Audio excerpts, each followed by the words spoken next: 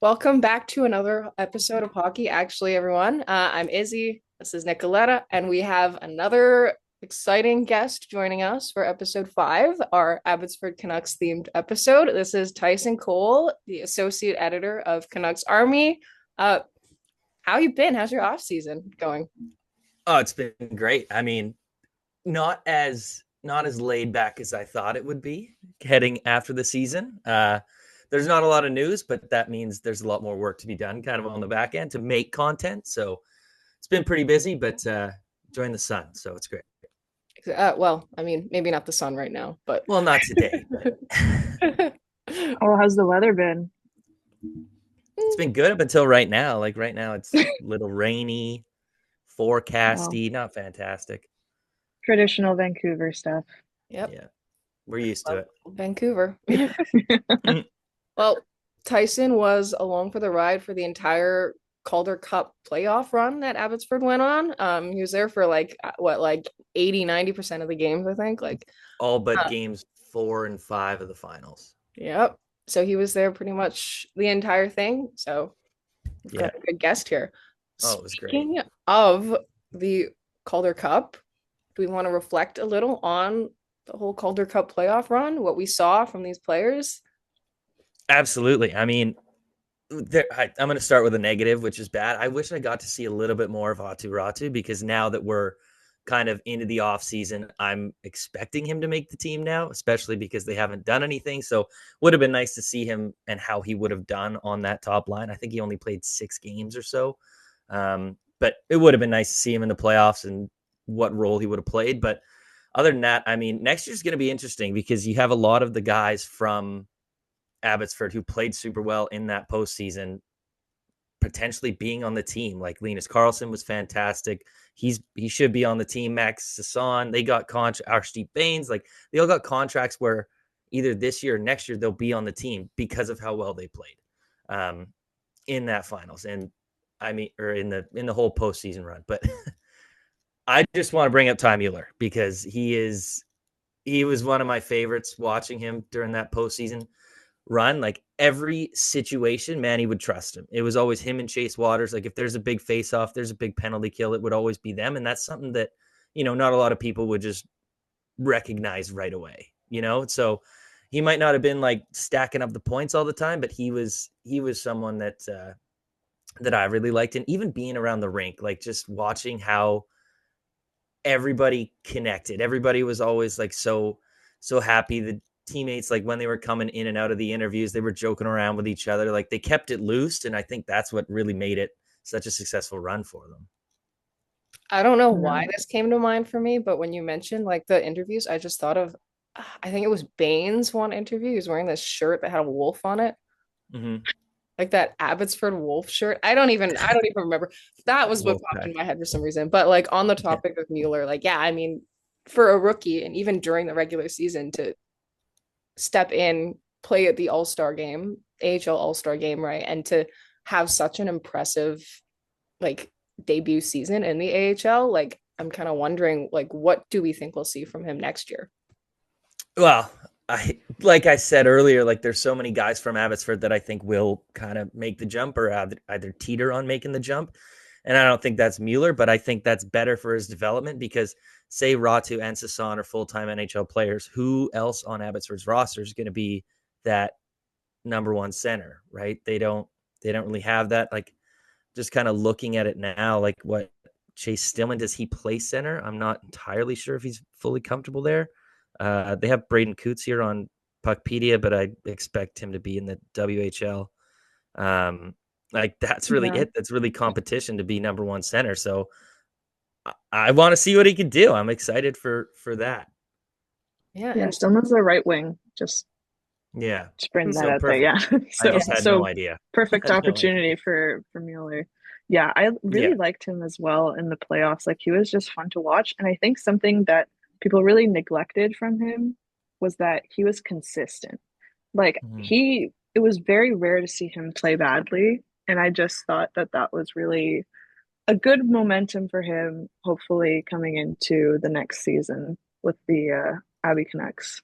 I'm excited to see. Yeah. Well, when they put him on a line with Baines and Carlson, I think it was like that line it was their only line that was going, and they were winning games because of it. Like Linus Carlson, I think had, I don't know, 4 points in a game.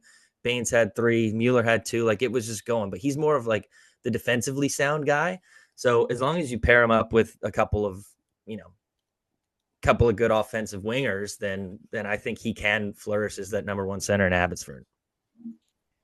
Yeah. So much for Calder Cup reflections. Hey, we're not even talking about that. I mean, that's okay though. Like we did reflect on it a little bit. Yeah. Like, well, I'll ask you, Izzy, because you were there for a few games. What was your favorite moment from that Calder Cup run?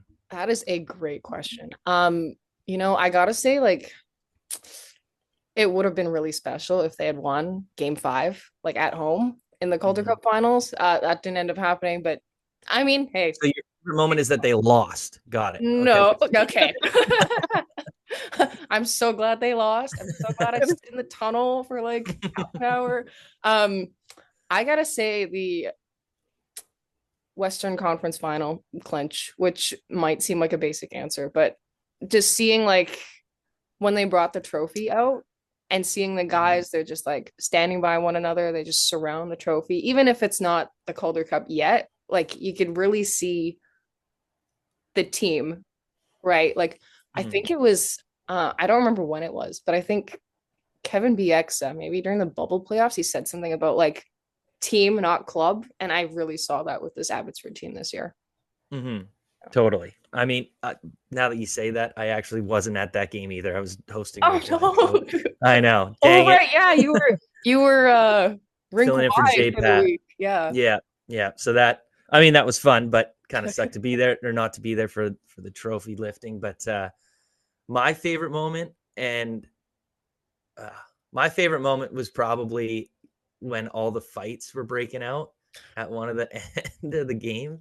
And it was Šilovs that got into it. You remember that? Oh, yes. And then, Šilovs punched back, and then the whole crowd was going after. The crowd in Abbotsford was unbelievable. Like, absolutely put the team on their back. Like they really fed off the energy there. I have another question. When did you like start to believe that they could win? What was the moment? Because I have the moment in my head. I want to know if it's the same as yours. Oh, I don't honestly. I want to say Game 5 against Colorado, that sudden death game. I don't know what it is. It wasn't even like in the building or anything, but I just think that was. I mean, they'd already kind of made franchise history by getting to Colorado in the first place, like make it past the second round. But I think I don't know. It's just like top team in the league, and they just go in during an elimination game and just trounce them 5-0. Something about that. I don't know. That's what's calling to me right now. Okay. When I knew it was the Christian Willander overtime goal in Game 1. We were in the building. I was like, holy crap. I got that feeling. I'm like, okay, they could actually do this. And then they went out and did it. What about you, Nicolleta? I had faith from the start. I was there for a game of every single round. And when I was like, these guys are going to win it, funny enough, it was actually in Game 5 against like the last game right before they actually won, where I was like, no, these guys are coming back with the cup. Like, even though it wasn't home territory, like they were so determined. Like you could just see it on the ice. Like they wanted to win for us so badly. It was an unlucky bounce. 2 unlucky bounces for oh my goodness, poor Brisebois. I remember being in that stadium just sitting there like, this is a tough loss, but you knew that they were going to come back with it. So that would be like my defining moment, but I had faith in them. Yeah, I remember the tunnel, like after the minute after that happened, like because it took a while. I think they brought Charlotte's coach out first for media. In the tunnel waiting, like in front of the conference room, dead silent. Nobody was talking. Like even we were just like that's tough. I know. I'm like, well, you know what? They've shown the resilience so many times throughout the run, and it's like almost like you expect them to come back, right? Yeah. They never lost back-to-back games. Yeah. Which is nuts. Which is they would impressive, always bounce back. And I don't think they ever trailed in a series either. Like it was always like tied, but never trailed. Mm-hmm. Yeah. Just dominating performance. Exactly, right. Just playing that Manny Malhotra style, playing that system. Yeah. Speaking of that, like continuing on with the whole Calder Cup talk, without like just ignoring Šilovs winning, who would we say was the 2025 Calder Cup playoff MVP? Just completely forget that Šilovs won. Just pick somebody else in your brain. Sasson. Probably my answer is Sasson. Capo Kakinen, because without Šilovs, Abbotsford wouldn't have won. But on Abbotsford, let's just yeah, no, I know. He's like capping it. I'm like, all right, thanks for coming on. I mean, the easy answer is Linus Karlsson, right?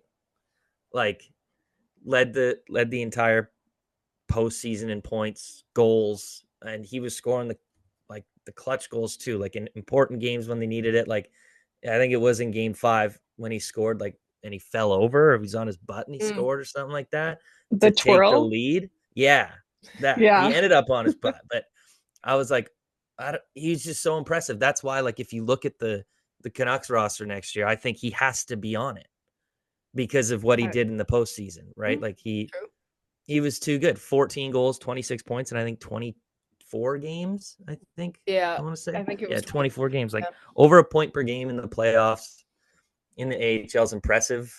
Like, I feel like it's got to be him that would get the MVP. And I mean, I feel like we also forget the fact that it was him that scored that game-winning goal in game 6, right? After that, it was that shift, right? That was the 3-2 goal. The shift where it was like him, Baines, and Sasson, I think, right? Just circling the zone. Mm-hmm. Mm-hmm. What didn't he score? He scored a overtime winner too in a pivotal game. I think it was against Colorado. Might have been game 3. I think so. We're just and, like he's all just of his goals every single Okay. Yeah, he got 45 minutes. He's got 14 of them. Yeah. Yeah, I don't know him, and I mean, I got a dark horse. He wouldn't have won, like, but maybe Sammy Blais, like, just with the intimidation factor, and he was red hot out the gate. Then he started to pick it up as well, kind of towards the tail end, but he just didn't have the consistency to ever win it. But my pick would be Karlsson. Well, that was going to be my pick too, but a basic pick, but like. But Nicolleta, you said Sasson? I said Sasson just because he was so consistent. He was able to put up points in almost like every game. Like, he never meant more than 2 games without a point in the playoffs, which I think is extremely impressive. And he's like a very good leader. Like, MVP is not just, like based on points, but it's just that spirit that you can bring to the team. And like, that's why, Artie Party, like everyone was shouting his name, chanting him out. Like, it overshadowed the fact that Sasson was a very good and like effective teammate through and through. So, but I do agree, Linus Karlsson is he's a fantastic choice too. I would be happy with either or. I mean, I don't care who won the MVP, just as long as they won. They won, exactly. Right. And I remember, like, even after they won against Texas at home, like, to go to the finals, Sasson was one of the 3 doing media, and he was just like, you could see the happiness on his face. You could, like, his answers were just, he was, of course, like, the whole, like, yes, we're focusing on the main goal, but like, there was. He's the best interview on the team. Like, he's just so well thought out with his answers. He's just fantastic. So I love him too. Don't get me wrong. I love him too. Okay. So moving on from MVP and Šilovs to the goalie tandem that we could potentially probably see next season. Assuming this is completely based on the Amazing Race, I'm assuming it would be Tolopilo and Ty Young, because I don't get why they would air a whole TV show with a player wearing an Abbotsford jersey just to not play him the next year. But I would guess that's what we're going with. I know there's still Aku Koskinvuo and Yuri Patera who are coming up, but like, do we see Ty Young being that backup slash 1B to Tolopilo? Yeah, absolutely. I think Tolopilo starts, Ty Young's the backup. I mean, Koskenvo just played in Harvard, right? Like, he's probably going to get the same treatment as Ty Young got, where you start in the ECHL and then you can work your way up if you play well. And I mean, Ty Young was super good in the ECHL. I think he had a 926 save percentage. And like, I think he didn't have a great record. I think it was like 10-9-3 or something like that. So to still have that save percentage is really impressive. And also, like, he got a taste with Abbotsford in the regular season last year. He went 8-3. Like, he was still showed that he could, perform at the AHL level. And also, like, if you listen back to what Alvin and Rutherford were kind of saying, after the season when they were talking about the goalies, like, okay, you're talking about re-signing Thatcher Demko. What does that mean for Šilovs? Blah, blah, blah. He would kind of not talk about Šilovs and be like, oh, yeah, well, we have these other two goalies in the AHL, Tolopilo and Ty Young, that are, very good goaltenders, blah, blah, blah. We want to see what they can do. So it's like, okay, well, that pretty much means Šilovs is out the door, and those two are your next starting goalies for next season. Yeah. Yeah. I didn't How even do you guys think? Yeah, like how do you guys think? Like honestly, I knew that the Šilovs departure was bound to happen, like just based on the Tolopilo re-signing, and then they had Ty Young, and I was like, and then yeah, I was like, this is happening for sure. Not everyone's going to be very happy with this decision, but I think we had discussed this in another podcast where Šilovs has done such a great job, and the Abbey Canucks, it's good for him to get an opportunity to play at the NHL level again, like he did back in the playoffs for us. So I'm happy but sad that he's gone. But how do you guys think that the team is going to react now that Šilovs isn't behind them in net? Like, do you think that they're gonna have full force, full brunt off the run, like with Tolopilo in net, or is it going to be kind of like a slow build to build that trust with the goalie and the team? I mean, Tolopilo started most of the games the past couple seasons since he's been in like with Abbotsford. So That's what I was just looking up. He started 36 last year, 35 the year before. Yeah. So I think actually maybe both seasons he actually played more than Šilovs. So I would assume they just continue with that, if not giving him more games. I feel like if anything, it might be like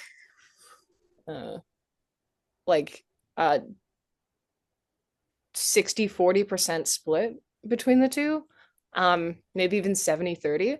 Yeah, I was going to say 60-40 is very generous. I was going to say it's like 60-40. Yeah, maybe closer to 70-30, but yeah, I think they'll go with Tolopilo. And I don't see the team's demeanor really changing that much at all. Like at the end of the day, they still play that same style. And regardless of who is in net, they're going to continue with that system. So, yeah, it's not like it's a new goalie, right? Like they've had him for 2 years. He's played over 70 games for them over those 2 years. But I will say the thing that's new is going to be the players in front of them, right? Like a lot of them, maybe outside of the defensemen, because they've got a lot of their defensemen coming back, kind of like 4 of the top 6 from last season. And then, like, if you look at the forward group, it's like Lekkerimäki, Ty Mueller, Klimovich, Baines, Sasson, Waters, Stevens, like other AHL contract guys. That's not that many. There was a lot of turnover, so it's not like it's going to be a new goalie for a lot of them anyway. So I wouldn't be too worried about that. Yeah. Okay.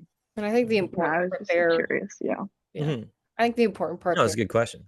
Yeah, that you have like, well, actually, you have like a decent bulk of like familiar players. Like even if it's not everybody coming back, like we won't see Blay, we won't see like Di Giuseppe. Who knows who's going to be up in Vancouver's roster? Like just to have that kind of those staples who can help these other players transition their game if they're not playing already. Right? I would say it would probably be a bigger deal if there was a lot more change on the D core. Yeah. Right? Because those are the guys playing in front of him, right? Like That's true. he's going to play the puck to those guys, right? So if you don't know his demeanors, then how do you know, right? But I mean, Mancini played with him, Kravtsov played with him, Brisebois, Jet Wu. The only new guys are Tom Willander and Sawyer Minio. But in Minio's case, like last season, he was up with the team. He didn't play it in the playoffs, but he was up with the team, not practicing with the starters. Neither would Tolopilo. He wasn't the starter, so maybe they got some connection there. Like probably very brief, but at least if he's playing at the AHL level, he's going to be at least familiar with him a little bit. Yeah. So it's not like he's a complete stranger or anything. Like they know each other. They've been in the locker room together, right? Yeah. Of course. Yeah. Throwing an audible there on that note, since you mentioned him, where do we think Tom Willander, assumedly Abbotsford, but do you think he has a chance to make the Canucks roster? They're talking like they want, like it's an open competition between like DPD, Mancini, and Willander. They've said they want all of them on the roster. You're not going to bring up Willander and sit him. Like if he's going up, he's going to play. So I think it's best. And look at how they've done, like developing their prospects so far. Like they send him to the AHL, they let them grow, they let them develop, then they bring them up. So I don't know why you would risk doing anything else with one of your best prospects now. Like he's only 20 years old. He's a defenseman. They traditionally take a little longer. And I mean, it's not like you're totally screwed. Like Mancini's 23, 24, something like that. And he's played in NHL games. He's 22. 22? Oh, geez. He's young. He's very young. Oh my God, he's younger than I am. Good player, yeah. Says 23 on here. Older, 23? Yeah. Recent Happy belated Mancini. I don't know. But anyway, he has NHL experience, so like you can call him up too. And he's probably someone that you can confidently rotate between DPD, Forbort, and Mancini. He's not going to lose out on too much development if you sit him for a game or so. But on Willander's case, you probably would want him, developing in the AHL. And then, if there's an injury, you can call him up. Yeah, that's true. Well, who do you think of DPD and Mancini, who do you think is going to get the first shot? Oh, DPD for sure. Yeah, they pretty much made him an untouchable for trading. So, and another big thing is they didn't send him down last year for the AHL playoffs. Like, I don't know what it's called, but there's some deadline where you have to send players down to be able to play in the playoffs. I think it was in like March, something after the trade deadline. They didn't do it, which I don't know why. True. Probably because they didn't want him to get hurt, and then potentially. You don't want to hurt the untouchable, yeah. Exactly right. Can you imagine though what that roster would have looked like had they had a healthy Artūrs and DPD? Yeah, nuts. Well, they already won. Like it just would have been a breeze. Sweep. Yep. Who would have came out of the lineup? Because all the defensemen were playing great. Like Cole McWard couldn't even get in. Yeah. I actually don't. Oh, that's a really good question. I don't even know. Probably Hirose. Yeah, that's what I was thinking. Maybe. I can never say his last name. Oh, he was playing really well though. So he was fantastic. He was playing, he was fantastic. You can't. I wouldn't have. He got taken out, I think, for like game 2 or game 3 against Tucson, the very, very first round, and then I think it was game 2. Then he came back in game 3 and never left. Yeah, he was fantastic. Game 2 because they always game 2s were their Achilles heel for the longest time. Yeah. Oh, totally. Šilovs' numbers were crazy. Yeah. I have a question. Just talking about Mancini during the playoffs, like, what did you think of him? I thought he was solid. I thought, I don't know. I mean, was it okay? This is unrelated, but or kind of related. That tiny voice in the locker room. Oh my God, him? Yeah, that was him. Right? Yeah. Okay, that was what came to mind for me. But I don't know, for a player who literally just joined the organization in February, he played how many? I think 7 regular season games with Abbotsford. He fit pretty well, really well. I liked him at the start. As the playoffs went on, I didn't like his game as much. Ooh, why? Got a Mancini hater here. No. That's I interesting. No, it's not a hater. I love He's the player. Just, I think objective. he's great. I think he's great. His voice is hilarious. But no, I would have expected him to run away with the number one defenseman role, and he just didn't really do that. Like after the first Tucson series, like if you watch that series, he was like carving up the ice, no problem, going end to end. And then as the playoffs went on, you started seeing less and less of that. And also, Christian Willander was hurt for a bit, right?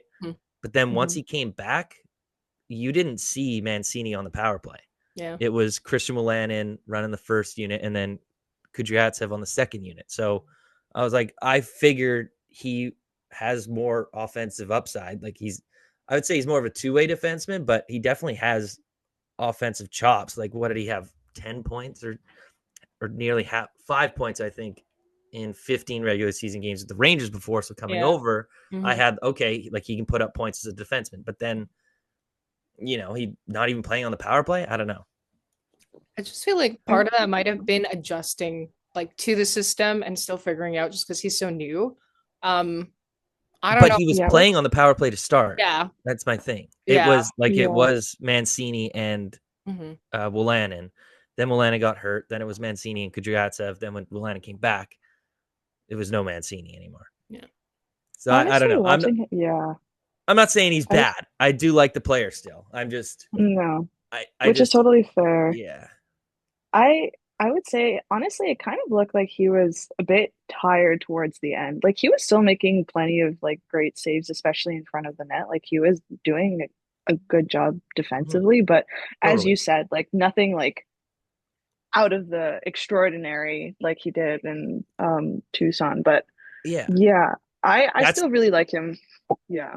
That was my thing. Like, which is fair. You showed me so much, and then where did it go? Yeah, true. Maybe he's just saving up for next season. True. Hopefully. Okay. I have big hopes for him. So recently we had some interesting Canucks / Abbotsford news come up where the Canucks signed Vitali Kravtsov to a 1-year contract. Kravtsov was recently played in the KHL, but he has played with the Canucks organization before.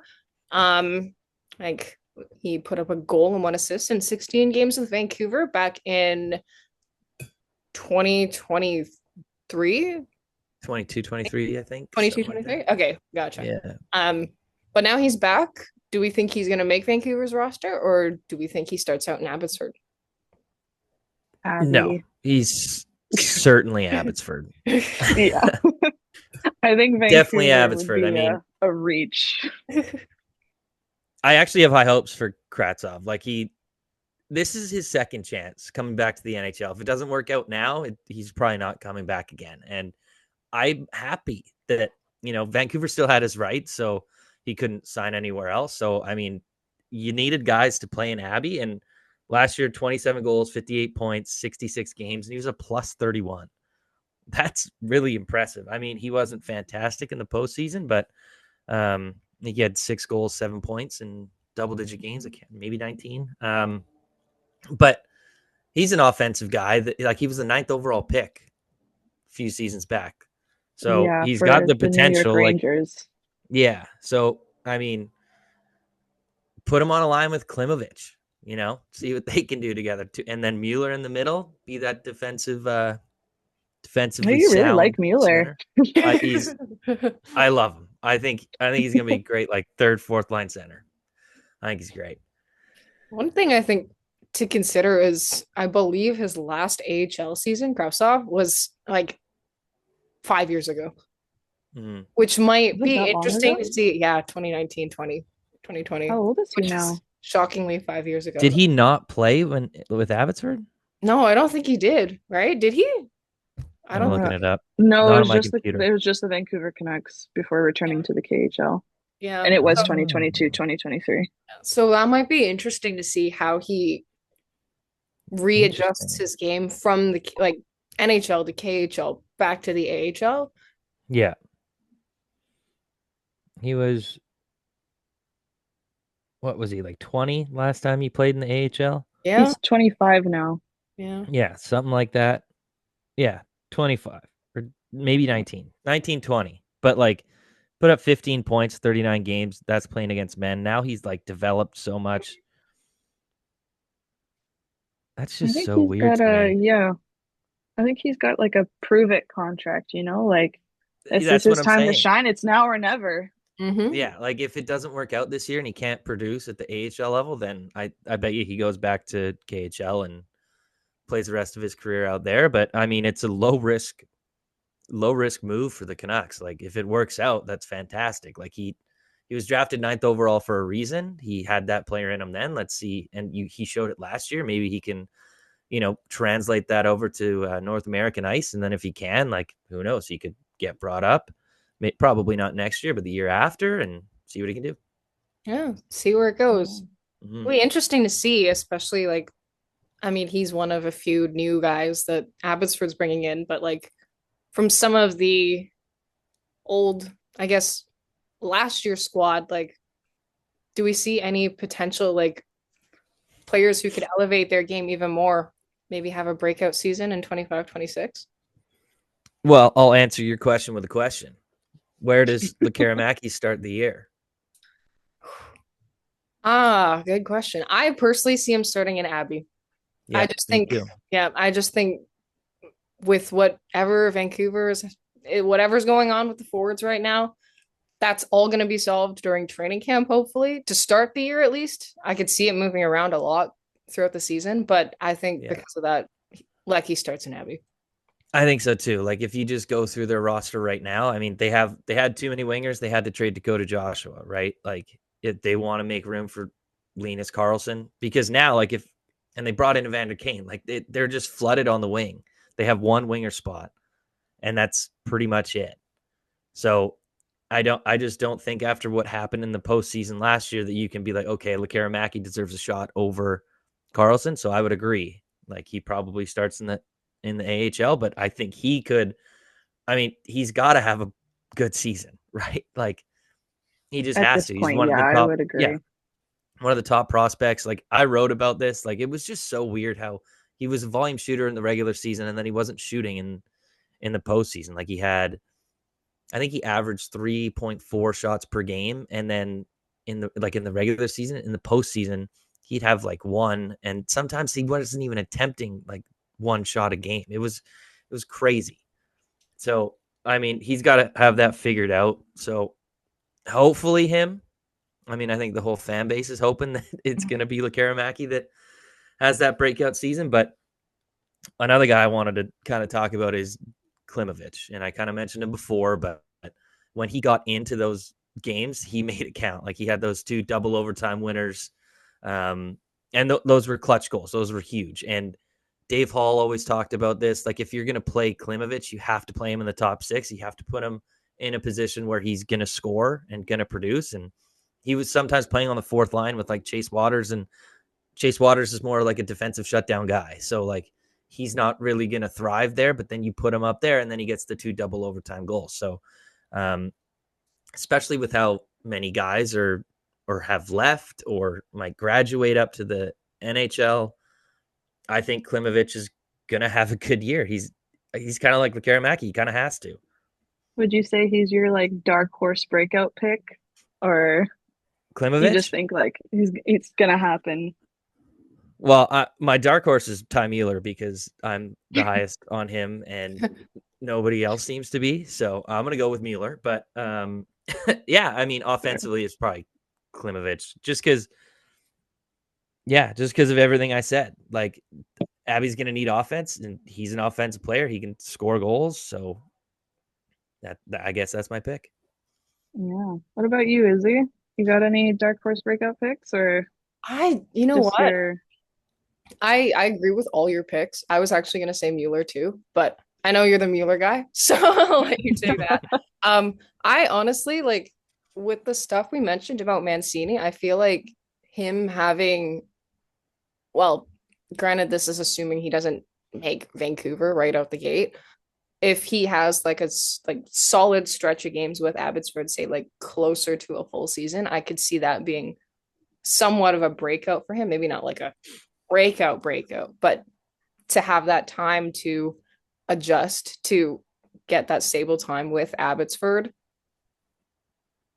Could we see maybe like him reclaiming that role as the top defenseman, especially since we don't know? I mean, last I checked, Willander hasn't signed anywhere yet. So all out in the open for somebody to take that top spot. Mhm. Could it be Mancini? Who knows?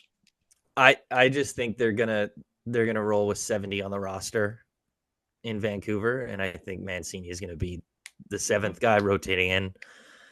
So I don't hate the pick if he's there, but I just don't really anticipate him being there too much, you know. So then, with that being said, where do we anticipate Pierre-Olivier Joseph slotting in? Because I honestly, I had him as their seventh. And then I was like, honestly, I feel like they would rather send Mancini down, let him have that time, keep Joseph up because he's had that time. He kind of has. But at the same time, everything's up in the air right now. Yeah, I think Forward and DPD are obviously locks, and then it's just a battle for that. But see, they don't, when they talk about it, they're like, oh yeah, we want Mancini and Willander on the roster. Mm-hmm. Yeah. They don't mention Joseph. Yeah. Which makes me not think about Joseph. So, yeah, I Then don't know. why sign him? Yeah, I don't know. I don't know. Yeah. I mean, they had to sign somebody, right? They didn't sign anybody. Hey, don't forget about Joe Labatt. Yeah, and Mackenzie McEachran. Yeah. I meant Vancouver. Like they didn't sign outside of re-signing Besser. Like they didn't make any splashes. But I mean, hey, Roslovic's still out there. Who knows? Yeah. We'll That's see. a whole nother can of worms. Yeah. That's it for episode 5. Thanks for listening, everyone. I believe we're taking a little bit of a break after this, couple weeks for the off season, but we'll be back at it at some point. BBD. Yeah. Yeah. Maybe with thank you so much. Yeah. Maybe with another guest. But thanks so much for joining us, Tyson. It was lovely hearing your thoughts on the Abbey Canucks. Of course, guys. Thanks so much for having me. It was fun. Yeah. Take care. For sure. Hope to see you on again soon. Oh yeah, we will.